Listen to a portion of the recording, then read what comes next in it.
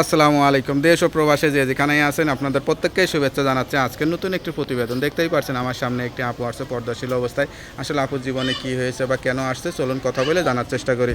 আপু আসসালামু আলাইকুম। ওয়ালাইকুম আসসালাম। আপু আপনার নাম কি? সুমায়া। সুমাইয়া আপু, কেমন আছেন আপনি? আল্লাহ রাখছে ভালো। ভালো আছেন? আপনার বাড়ি কোথায়? আমাদের বাড়িটা হচ্ছে নবীনগর। পরিবারে কে কে আছে? বলে ফেললাম আরেকটা। মা বাবা আছে? হ্যাঁ, মা বাবা আছে, বয়স্ক। ভাই বোন টুন?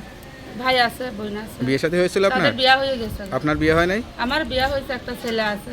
তো স্বামী? বিয়ে হয়েছিল ভারতে, স্বামীর ডিভোর্স দিয়ে চলে আসছে। তো বাংলাদেশি মেয়ে ভারতে বিয়ে করছিলেন কেন? ওই ছেলে আইছিল ভারত থেকে, বিয়ে করে নিয়ে গেছিল। বাবার চাচতো ভাই, তাতে চাচতো ভাই ছেলে।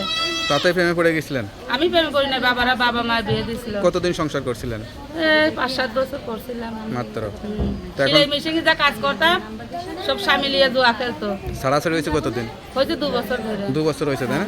তো এখন কি বিয়ে শাদী করার জন্য আসছেন না কোনো এখন সহযোগিতার জন্য? আইসি একটা প্রতিবেদনে আইছি আমি বিয়ে শাদী করার জন্য, যে মনের মতো একটা মানুষ হইলে তাকে বিয়ে করবো, আচ্ছা যে আচ্ছা। আমার পাশে দাঁড়াইবে। এখন যদি তার বাচ্চা কাচ্চা থাকে তাহলে কি করবেন?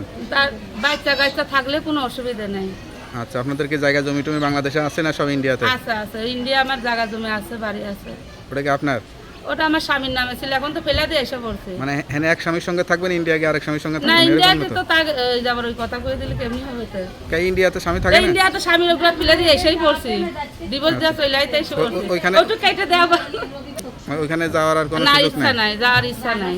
আচ্ছা এখন আচ্ছা। বাবা মার বাড়ি বাংলাদেশে, হ্যাঁ। এখন তার জন্য বাবা মার কাছে এসে পড়ছি।